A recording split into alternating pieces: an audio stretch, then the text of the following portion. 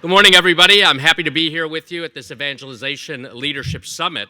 Let me express my gratitude to Father Streitenberger, to Liz Christie, the Office of Evangelization, all the volunteers, and all who have made this event possible, especially Ohio Dominican University and the Dominican Sisters of Peace, who have allowed us to host this event here. At my installation back at the end of May, I could not help but think about how our local church put forth the best face of Columbus and of Catholicism, really. People commented on the music, on the professionalism, on how everything just seemed to go so well. The occasion was one of joy, not only for me personally, but for our whole church. It was good to see everyone together and to celebrate, to set aside divisions and polarization that afflicts both society and the church, and to simply be together, gathered with the Lord. And I hope our gathering today recaptures some of that unity and joy. At the installation, I highlighted two top priorities for the Diocese of Columbus: evangelization and vocations. And we are at the conclusion of National Vocation Awareness Week. And I believe the two, evangelization and vocations, go hand in hand. At the installation, I said, okay, this year in the Diocese of Columbus, there are more bishops being ordained than priests. We need boots on the ground, but because there are so few priests, we also need deacons and lay men and women to be evangelists in their communities right where the Lord has put them. Evangelization is also at the front of Pope Francis's mind. Within 6 months of his election as Pope, he wrote the exhortation, The Joy of the Gospel, Evangelii Gaudium. There he gave us the essential program of his pontificate, and we're now in the 10th year of his pontificate. And that really involves being a missionary church. For the Pope, the whole missionary endeavor begins with an encounter with Christ. Evangelii Gaudium begins with these words: "The joy of the gospel fills the hearts and lives of all who encounter Jesus. Those who accept his offer of salvation are set free from sin, sorrow, inner emptiness, and loneliness. With Christ, joy is born anew." Just as Pope Francis begins with the encounter with Christ, so too Pope Benedict XVI, in his first encyclical letter, God is Love, in the very first paragraph, wrote these words: "Being a Christian is not a result of an ethical choice or a lofty idea. It is a result of an encounter with an event or a person that gives our life a decisive direction and opens up new horizons." The encounter with Christ is fundamental, and we gather here to meet Christ, the one who gives our life decisive direction, the one who brings us joy. We also come to encounter one another as brothers and sisters. We do not exist in a vacuum, adrift from relationships. Rather, we are inserted into a determined people and share a common lifestyle. We are inserted into a local church, which is the Diocese of Columbus. And we are the one people of God who reveal the many faces of God.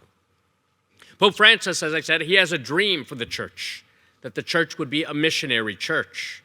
In Evangelii Gaudium, again, he writes, "I dream of a missionary option, that is, a missionary impulse capable of transforming everything, so that the church's customs, ways of doing things, times and schedules, language and structures can be suitably channeled for the evangelization of today's world rather than for her self-preservation." I cannot tell you how crazy it drove me as a priest and how crazy it drives me as a bishop when I get the answer. So why do we do this? Well, we've always done it that way. The Pope says that's not good enough. For to meet the challenges of today's world, we need to have pastoral conversion of our structures for the sake of the mission. We don't just change for the sake of changing. We don't just go from fad to fad, but for the mission of evangelization. And so to understand what he means, I want you to consider his words during his visit to Brazil. There he spoke of the continental mission of all of the Americas, and we have lots of people coming from the global south to our country. And he said the continental mission is both programmatic and paradigmatic. The programmatic dimension is a series of missionary activities, while the paradigmatic dimension is this: it involves setting in a missionary key all the day-to-day activities of the particular churches. Clearly, this entails a whole process of reforming ecclesial structures. The change of structures will not be the result of reviewing the organizational flowchart, which would lead to a static reorganization. Rather, it will result from the very dynamics of mission. It's just not about changing our offices around. He dreams of a new missionary spirit. Only from this paradigmatic choice to be a missionary church will authentic reform, vital for evangelization, flow. We cannot be concerned any longer about maintaining what we have or maintaining what we had or even restoring what we had. We have to say we are a missionary church. Everything we do is about going forward. Just as a wind pushes against the sail and causes the boat to move upon the water, so too the Spirit of God pushes the whole church to go forth into the world, attentive to the signs of the times and the needs of the people, jettisoning that which is obsolete. Pope Francis adds that what makes obsolete structures pass away, what leads to a change of heart in Christians, is precisely missionary spirit. The Catechism of the Catholic Church says the first work of the Holy Spirit is conversion.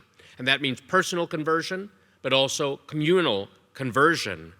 We need to have this change of heart if we are to be the missionaries that Christ wants us to be. So we are called to be an evangelizing church, a missionary church. But what are the characteristics of an evangelizing church? Pope Francis tells us in Evangelii Gaudium number 24, he speaks about these characteristics. The first characteristic, he says, is we are a church that goes forth. The church which goes forth is a community of missionary disciples who take the first step, who are involved and supportive, who bear fruit and rejoice. And so I'm going to go through each of those here shortly. All right, we seize the initiative. We are involved and engaged. We're supportive. We bear fruit and we rejoice.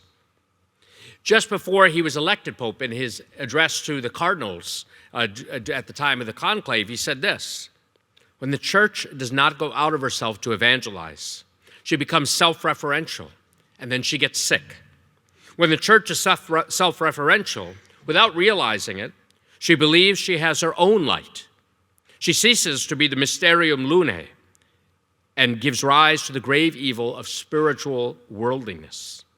Simplifying, there are two images of the church: either the evangelizing church that comes out of itself, or the worldly church that lives in itself, of itself, for itself.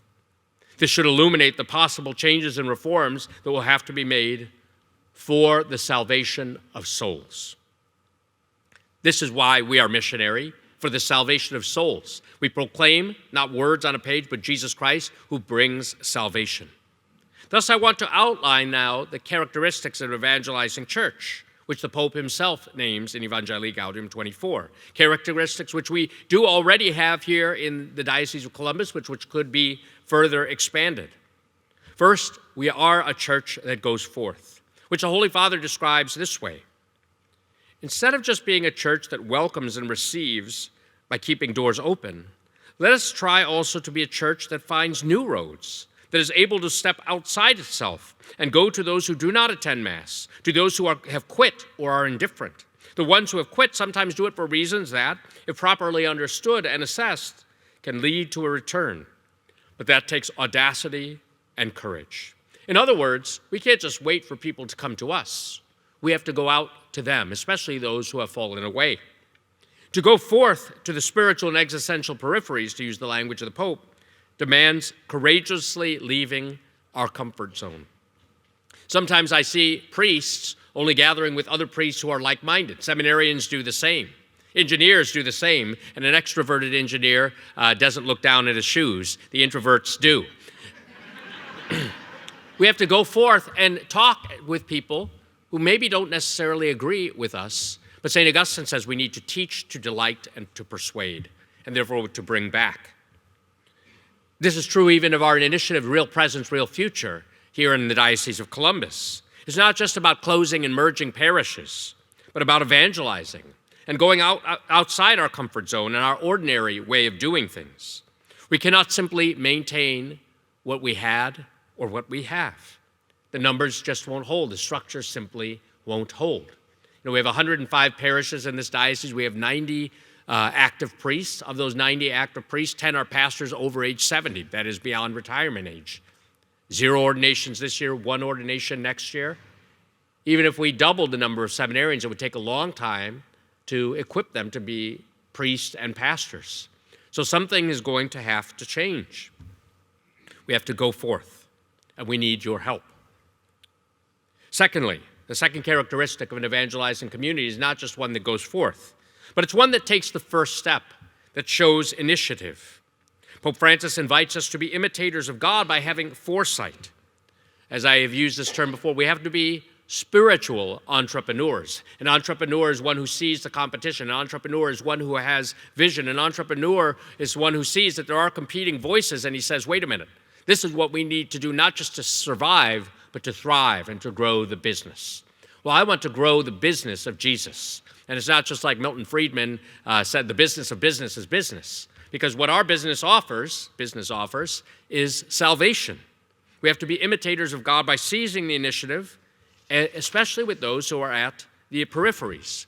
The Pope uses a Spanish term, primerayar, which captures the idea. This means to be proactive rather than reactive.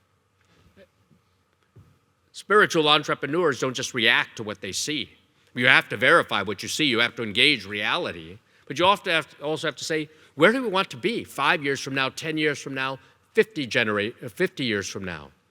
When the Son of Man comes, will he find faith on the earth? Where our children and our children's children have faith. What we do now matters for them for the future. The Pope writes, an evangelizing community knows that the Lord has taken the initiative. He has first loved us, and therefore we can move forward, boldly taking the initiative, go out to others, seek those who have fallen away, stand at the crossroads, and welcome the outcast.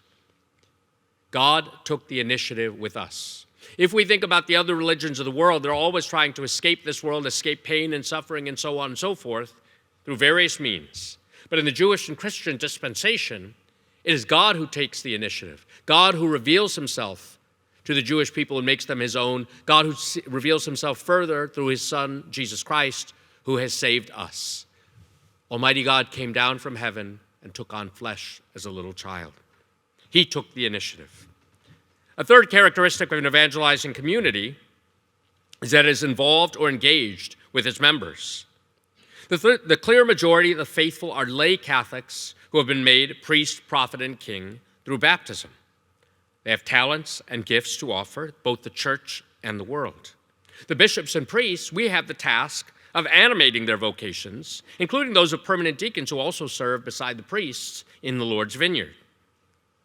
Do we, as a community of faith, engage those who are truly expert in our community in the work of evangelization?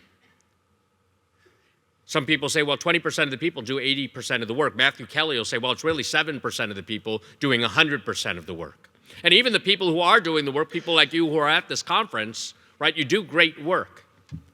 But you also have to discern, when is it time to step aside and let somebody else do the work and use their gifts and talents? How can we make place in our community for more and more people to be engaged?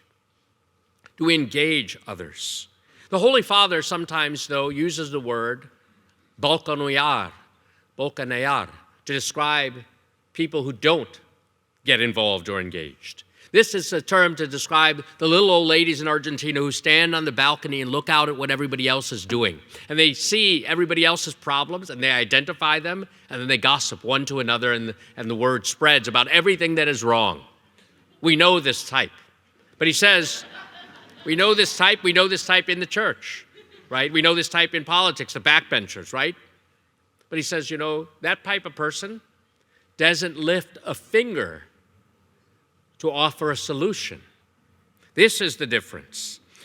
The Pope says Jesus was exactly the opposite type of person from the one who stands on the balcony and gossips and does nothing. He says Jesus washed the feet of his disciples. The Lord gets involved and involves his own as he kneels to wash their feet. He tells his disciples, you will be blessed if you do this. An evangelizing community gets involved by word and deed in people's daily lives. It bridges distances. It is willing to abase itself if necessary, and it embraces human life, touching the suffering flesh of Christ in others. About a month or so ago, I was in Rome for the School of Formation for new bishops, and in our audience with the Pope told all of us bishops, one thing you really should do is go visit prisons. There you really get involved in people's lives who never get to go outside. You go to them, and you can bring God's mercy and love into those dark holes, and you can wash their feet and kiss their feet. You should do this. He encouraged all of us. I think within the diocese, within our presbyterate, we can fall into patterns of gossip and negativity or simple resignation, right? This is how things always were. This is how things are going to be. We're going to close. We're just going to get smaller and smaller. We critique, but without offering a proposal. It's a temptation. I've been pleasantly surprised by the willingness of our priests and the whole people of God here in Columbus to offer ideas and responses to the proposals of real presence and real future. Some people have even met with me directly to tell me what's on their mind and what's on the hearts of the people of God here. I get all kinds of letters, some good, some bad, some complaining, some offering some proposals, but I try to answer almost all of them. So we want people to get involved and engaged, and that's a characteristic of an evangelizing community. A fourth characteristic of an evangelizing community, a community of missionary disciples, is that it accompanies others.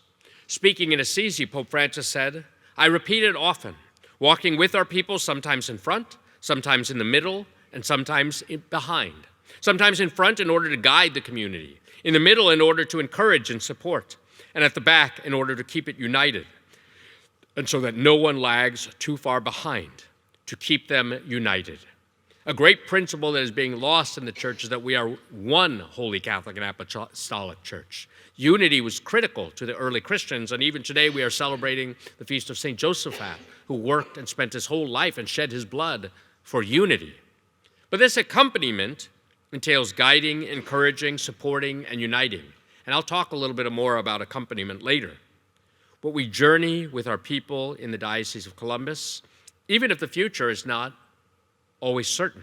The Pope says he wants a synodal church, a church that walks together. And so we who are the ministers in the church and the pastoral ministers in the church, we accompany others, and along the way, we listen to what they have to say and we speak to them, and we learn the art of dialogue. We live in a time of epochal change. That is, the Pope says we live not so much in a change of time not so much in a time of change as in a change of time, a change of epoch. Every 500 years there's a great shift. For example, when Columbus discovers the New World, it changes everything. We are presently experiencing that now. And it's in this context that we have to evangelize. We who announce the gospel cannot evangelize by neglecting new forces at work affecting new generations who have their own expectations and aspirations, including those who are now coming to our country, right? 30 years ago, we would never have expected the internet to take off the way it would. Even when I went for my studies in Rome, I still had a pager. I didn't have a mobile phone. Now the mobile phone does more than our computers used to do. And people are connected and have access to other voices and so on, and our world has changed completely. How do we evangelize in this context?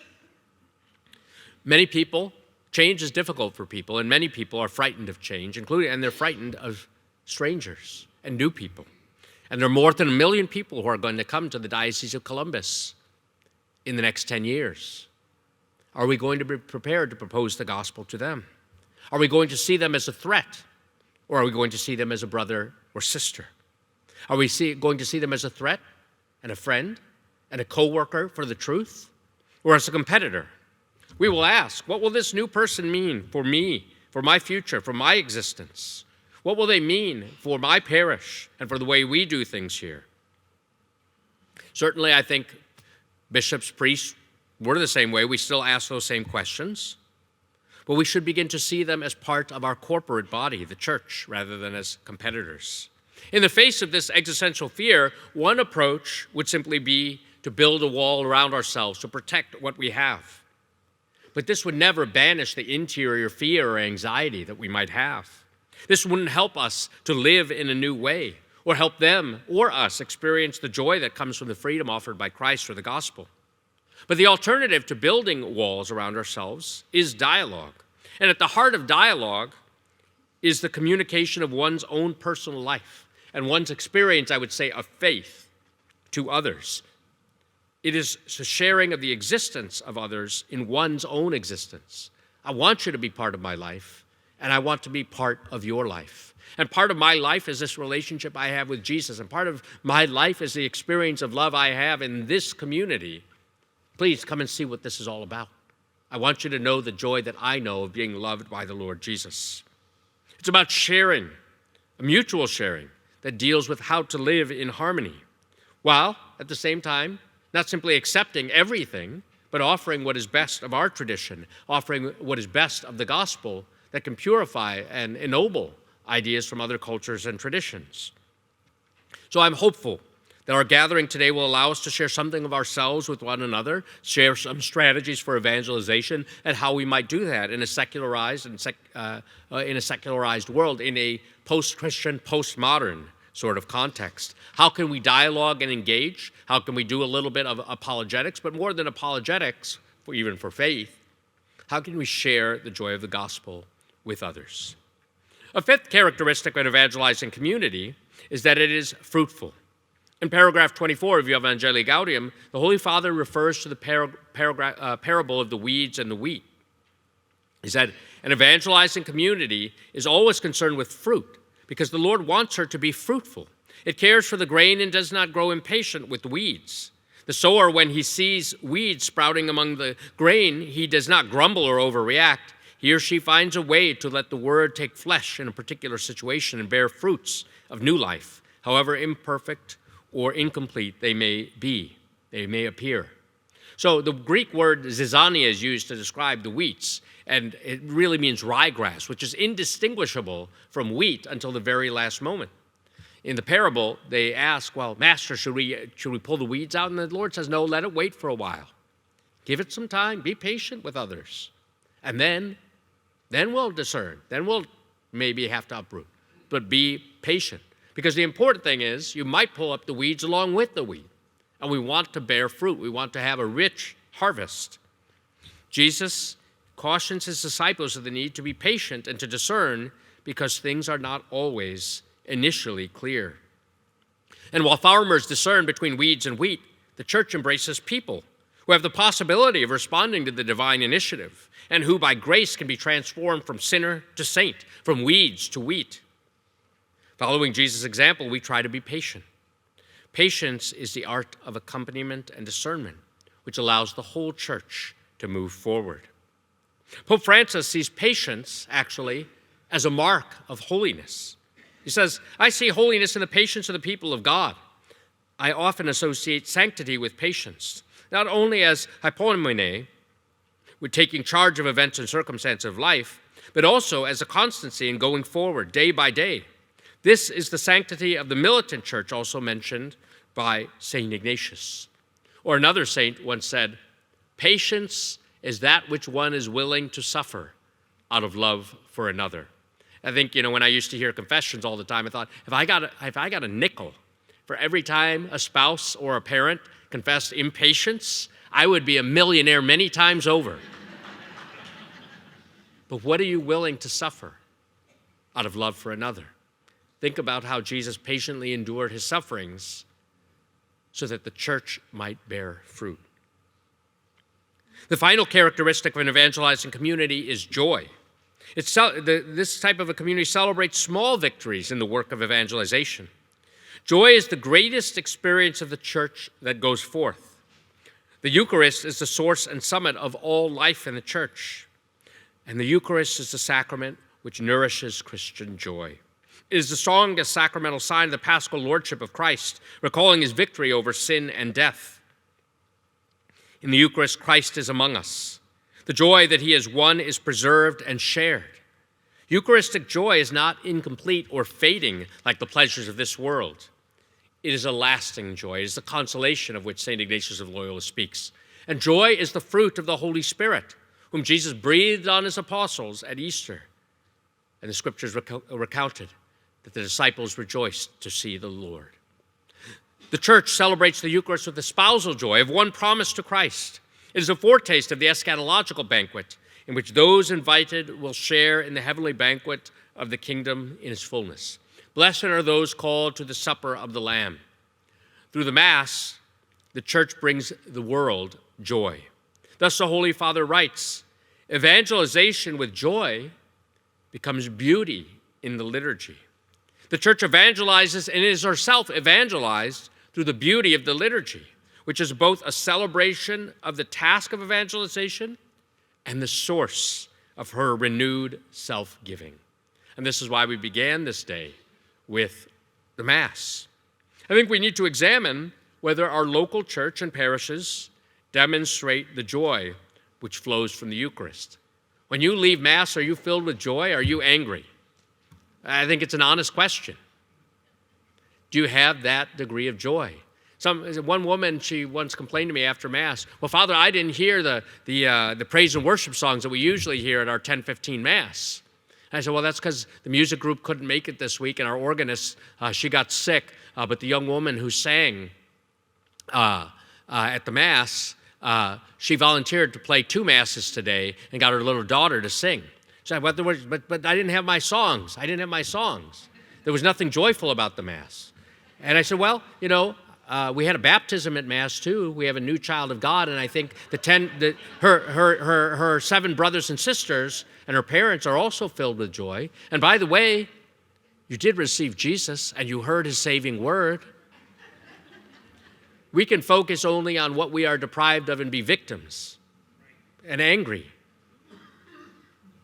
Or we might say the priest preached too long, or I didn't like what. The priest brings us Jesus, and Jesus brings us joy.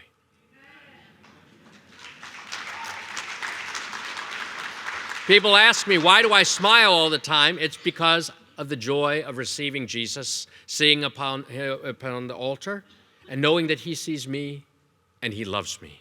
And this is what brings a smile to my face. And then I smile, and then everybody's smiling and say, Father, you smile all the time. Bishop, you smile. And I always want to say, well, there's an Italian proverb, you get more with a gun and a smile than with just a gun. So I keep smiling. But other people will say, well, you know what? I was smiling in church. Heaven forbid, I was smiling in church. Maybe church isn't so bad after all. Joy marks the Eucharistic community. And so I think we really need to examine that. The Eucharistic revival affords us an opportunity for the church in the United States to experience and celebrate the nuptial joy of a community that is loved by the Lord, which is a clear mark of a community that evangelizes and is herself evangelized. But there are certain barriers to joy. Pope Francis points out that there are barriers to the experience of joy and to the church's evangelizing efforts. One such barrier is our own internal structures, which are in urgent need of pastoral and missionary conversion for evangelization rather than for the church's self-preservation. A second barrier is actually sin. Pope Benedict XVI said the sacrament of reconciliation is actually the fuel for the new evangelization. Pope John Paul II said that at the root of structural sin is personal sin. Pope Francis has emphasized mercy, and he speaks of the church as a field hospital. He writes, I clearly see that what the church needs most today is the ability to heal wounds and warm the hearts of the faithful. Closeness, proximity. I see the church as a field hospital after a battle. One must treat her wounds. Then we can talk about everything else. And one grave wound to the holiness of the church, I must say, is the sexual abuse crisis. It's a major wound to the victims of abuse, to their families, and to the faithful. And our evangelizing efforts will be hindered unless we accept our responsibility and take concrete actions to ask for forgiveness while remaining vigilant in the protection of minors. We can no longer tolerate bad behavior or cover up any of these things any longer, because the credibility of the church to speak on many other issues is directly impacted by her credibility to protect the weakest members of her society and her credibility in this area, even though we probably have more protocols in place than any other organization. And this will be long, hard work to heal these relationships, not only of those who have been hurt and victimized and betrayed, but also the relationships between priests and bishops, as many priests have voiced their lack of trust in their relationship with their bishops as well. Our own shame, our own woundedness, and our own experience of mercy from the Lord may allow us to be more empathetic and to accompany those who are hurting. If we stick our heads in the ground, we will never be able to evangelize. I was ordained in 2002 at the height of the crisis. I've lived my whole priesthood under this shadow. I have accompanied victims and heard their stories. But you must also, because Jesus offers mercy. The image of the church as a field hospital highlights another key element of Pope Francis' pontificate, which is mercy, which the Pope reminds us, and he did at the end of the Jubilee year for mercy, cannot remain a parenthesis in the life of the church. This mercy is shown in the sacrament of penance and through the spiritual and corporal works of mercy.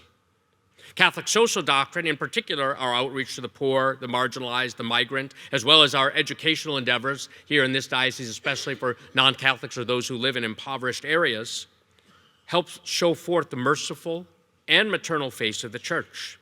The church has been prophetic in its openness toward those who are suffering from a humanitarian crisis at the border, and for decades it has been passionate in the defense of the unborn.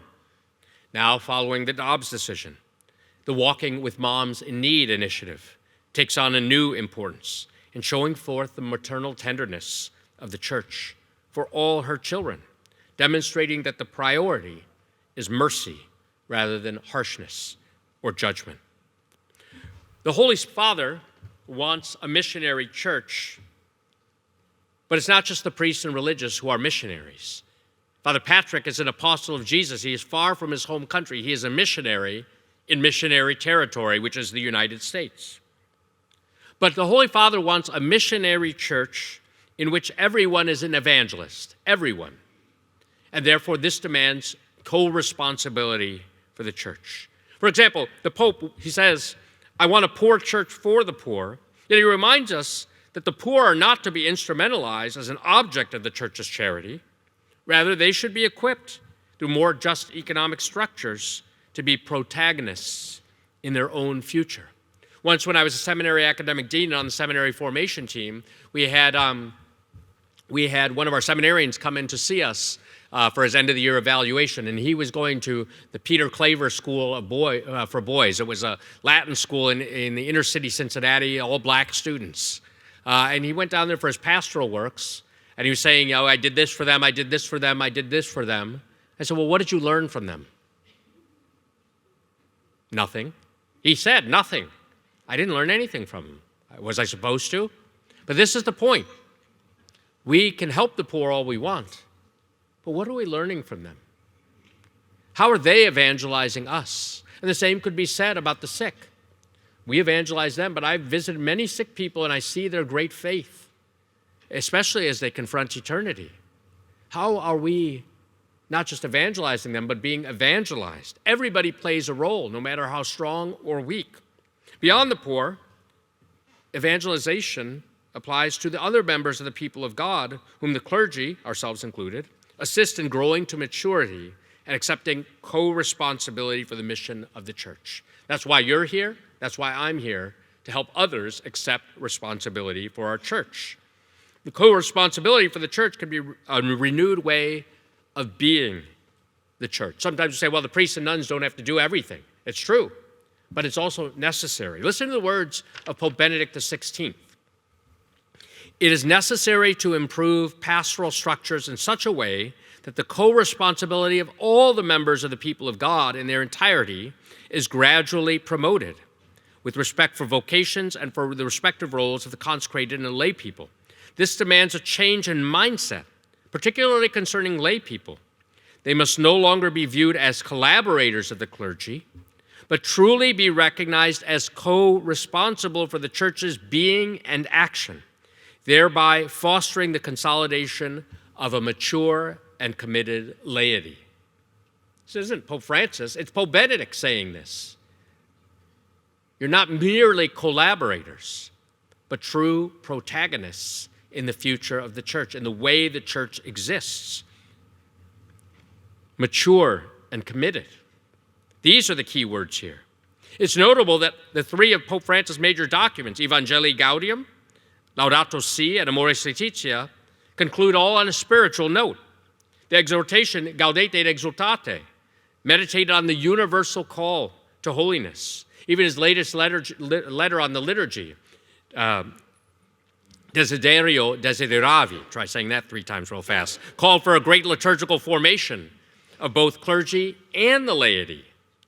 The strong emphasis on discernment during these last 10 years of his pontificate is intended not only for pastors, but also for individuals and communities. And this can cause us some unease if we have neglected or have neglected the proper spiritual and liturgical formation of the laity. Then we'll say, well, it's the blind leading the blind. However, if we fulfill our duty, then we can more easily trust, as the Pope does, the entire people of God and accompany them on the path to ever greater spiritual maturity. Just as seminary formators accompany seminarians to reach affective maturity, so too it is our task as ministers of the church to accompany the lay faithful so that they may accept co-responsibility for the church and the world, so that they get involved and engaged, so that they don't just sit on the balcony, so that they can be spiritual entrepreneurs. Our collective efforts to promote the dignity of the person in the kingdom of God can be more effective, leading to the pastoral conversion of structures necessary for our joint mission if we take this step. We may have differing roles and differing degrees of authority, but everyone has a part to play in the evangelizing mission. So the unease that we experience, the anxiety, even the crisis, can be an opportunity, can be transformed into an opportunity. The French philosopher Maurice Blondel provides this insight. He says, without the church, the faithful would not be able to decipher the true writing of God, whether in the Bible or on the soul. However, if each member of the faithful were not to bring his or her contribution to the common life, then the organization would not be entirely living and spiritual. Why do we seem more dead than alive sometimes? Well, because we don't appreciate everyone's gifts. In Gaudete et Exultate, Pope Francis reminded us of the holiness next door. He challenges us by stating, we must not think only of the blessed and canonized, because the Spirit spreads holiness everywhere. So, how are we promoting ordinary holiness in our diocese?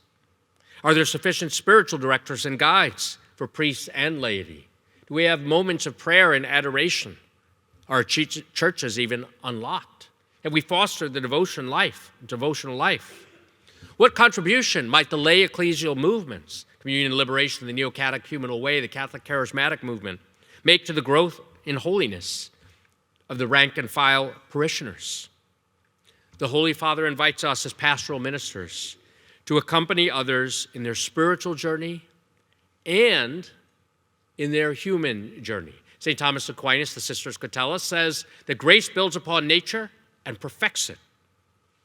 We are well aware at the human level of the brokenness of the family and the demands of Catholic teaching, particularly in the domain of morality and including human sexuality, marriage, and family life. The recent synodal report from our diocese, as well as the national report, indicates that many of our own people, for diverse reasons, do not accept church teaching. While we as teachers can articulate right doctrine in a more attractive and understandable way so that the faithful can receive it, we also need to accompany them along the path so that they can actually live their faith in a way that offers them peace of heart, experiencing the true, the good, and the beautiful. In Amoris Laetitia, Pope Francis refers to the distinction that John Paul II made 40 years earlier between the law of gradualness and gradualness of law. The best way for me to describe it is sort of like, this is the bar, all right? The gradualness of law says, we know that you can't make it, so for you, the bar is down here. That's the gradualness of law. The law of gradualness says, though, this is the bar. Try to jump over that bar. Okay, you didn't jump over that bar. Let's do some exercises. Let's get some training. Try to jump over that bar. You didn't make it again. Okay, don't give up. I'm with you. Come on, you can do it. Here, try this technique. Okay, now you're closer this time. All right, don't give up. Keep going. Made it over the bar. Hey, look, I made it over the bar. It's like a child learning languages. First you say, Ma, you just cry. Then mama, papa. Then you start putting a few phrases together, then sentences. Then you begin to gain proficiency. Then you have perfect grammar and syntax. It's like learning languages or learning to ride a bicycle. The law of gradualness. It doesn't show respect for persons to say, you can't make it, you'll never make it, you're no better than a beast, the bar is down here for you. A church that accompanies elevates. It doesn't settle for mediocrity. But Pope Francis invited every particular church, every diocese, to figure out what the path forward is to deeper discernment. Everyone has to enter into this process of discernment, purification, and reform so that the missionary impulse of the church might be more focused, generous, and fruitful. Adding that the important thing is not to walk alone, but to rely on each other as brothers and sisters, and especially under the leadership of the bishops, in a wise and realistic pastoral discernment. We have to discern the way forward as missionary disciples. Discernment means for Pope Francis to recognize the reality of the situation, to interpret it in light of faith, in light of the gospel, in light of the church's teaching and magisterium, and then, having properly discerned and deliberated, eventually, to make a choice. Not everyone has to make the choice. The bishops ultimately have to make a choice, but we don't have to make the choice on our own. We listen and we gather to what people are saying. We gather insights from the people of God so that we can all move forward and accept co-responsibility for the future of our church. So, what then is the path forward? What is the path forward on our mission? What is it that the church in the United States and the church in Columbus can offer to our world? First of all, I think we need to listen to the words of Simon Peter in the Acts of the Apostles when he's at the beautiful gate with the Apostle John and they meet the beggar. And Simon Peter says, I have neither silver nor gold, but what I have, I give to you. In the name of Jesus Christ the Nazarene, stand up and walk. And the guy jumps up and walks and goes into the temple praising God. We cannot be paralyzed by the challenges that we face, declining mass attendance, reduction in parishes, secularization of society, because we should have great confidence in God himself. O Lord, although I am lowly in thy all-holy sight, I am strong in thee and in thy immaculate mother and in thy angels and saints, and thus I can do much good for the church, the world, and all those whom I love. We should take great confidence in the merits of the passion of Jesus Christ and in his power. What do we offer? Not a thing, the person. Who is the one we offer? He is the one who has the words of everlasting life. Master, to whom shall we turn? First time Peter speaks in St. John's Gospel, at the end of the Bread of Life discourses, Peter says, Master, to whom shall we turn? You have the words of everlasting life. We should remember that this is ultimately what we are offering. Jesus Christ, who brings salvation. It is he who has the capacity of transforming lives, and it is our task to facilitate an encounter with him, to proclaim him who brings us joy. Joy ultimately is the effect of this deep experience of God, of an encounter with God who takes us beyond ourselves to reach our truest being, from which springs evangelizing action. And so our efforts at evangelization are really the fruit of our experience of God. What else is it that we can offer? I think what the church can offer today, and to meet the needs of society today, the church can offer an adequate anthropology. Pope Francis time and again laments the throwaway culture. In response to the throwaway culture, which does not value the unborn, the elderly, the unproductive, the stranger, the disabled, we can offer a broader vision of the human person. The church's teaching about marriage and family life is truly good news that needs to be proclaimed. The human person in relationship to all of creation, which the Pope talks about in Laudato Si. We cannot be silent about these fundamental truths, that God made man in his own image and likeness, that he made them male and female, that he told them to be fruitful and multiply and to be stewards of all of creation. This is essential, and we shouldn't apologize for it. Rather, we should proclaim it, shout it from the housetops. Recently, the Holy See published the Catechumenal Pathways for Matrimonial Life. This is a kind of a way of doing marriage preparation, but not just for the marriage ceremony, right? Priests, nuns, we get 5 to 10 years of training to live our vocation. What do married couple, engaged couples get? Maybe 3 or 4 sessions with the priest, maybe a pre-Cana retreat weekend, and that's it. Good luck, have at it. No, I mean, now we're reaching the stage where people no longer fundamentally understand what marriage is. That marriage is between a man and a woman, that marriage is a deep sharing of the whole lot of life and love, that it's ordered toward the procreation and education of children and the good of the spouses, that it's ordered toward heaven. No concept of that. It's much like people who are coming to the church for the first time to be baptized in the RCIA. This catechumenal process is now what the church is proposing for those who are preparing not just for the marriage ceremony, but for the whole vocation of married life, which itself is a vocation to evangelize. Married couples are called to evangelize, this model proposes, other married couples. It invites the church to identify those couples who would be mentors, kind of like RCIA sponsors or confirmation sponsors, who would accompany engaged couples not only during the period of preparation, but especially at the beginning of married life, to offer their words of wisdom even from moments of crisis as to how to keep moving forward. Right? In this sense, the laity accept co-responsibility for the church.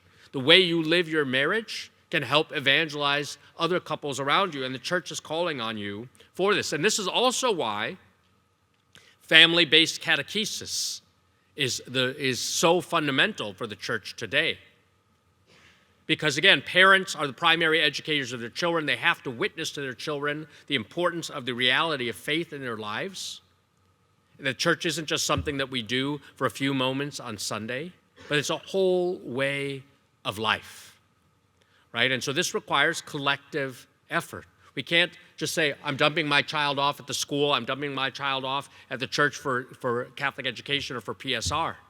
No, we need to be involved. It is in the family that we speak of the family as the building block of society.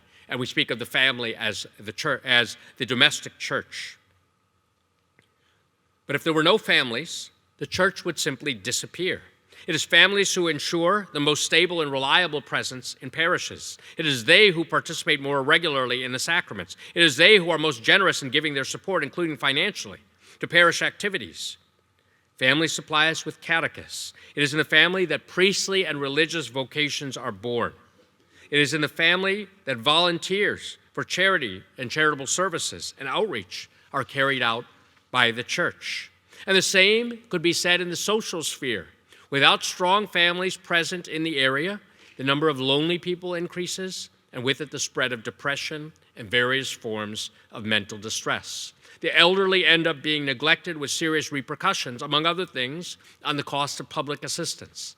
Without families, society deteriorates. And if we are well aware of the crucial role of families in the church and society, we can understand why the entire parish community must have families at heart and why family-based catechesis is so vital. If nothing else, parents as primary educators of their children must accept their responsibility. They play a vital role.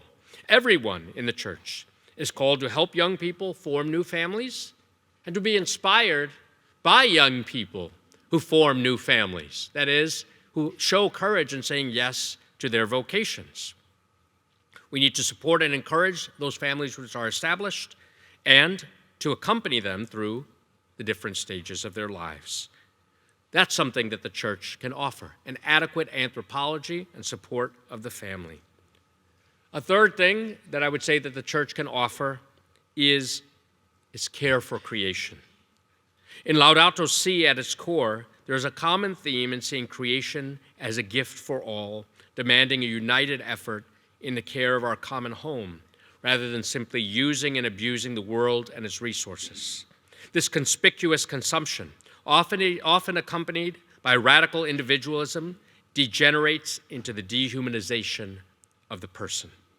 The church can offer to the people of God an integral ecology, which encompasses not only the dignity of the human person as the crown of creation, but also the social dimension of life on this earth.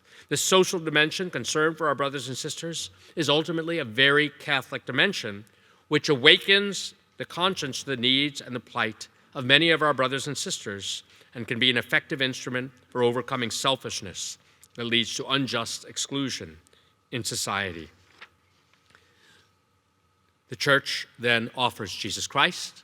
The church offers an adequate anthropology and support of the families. The church raises awareness of our common home together and the need to care for all of creation, including the human person. But we do not do so together.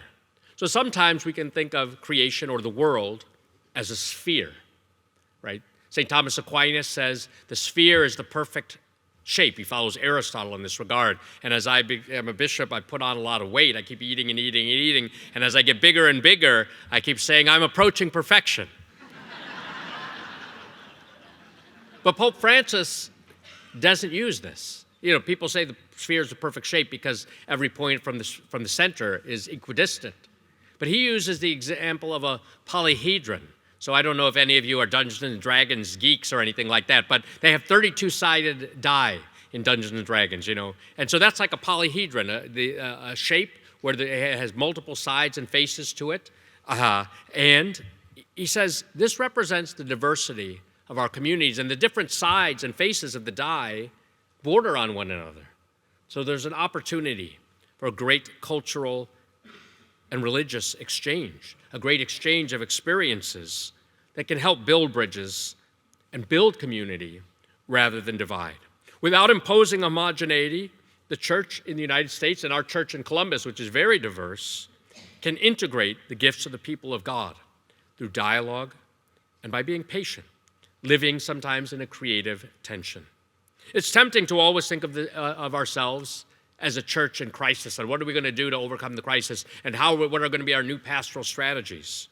But if you look at history, the church emerges from the crisis not merely by our own efforts, but by God's grace and her cooperation with it.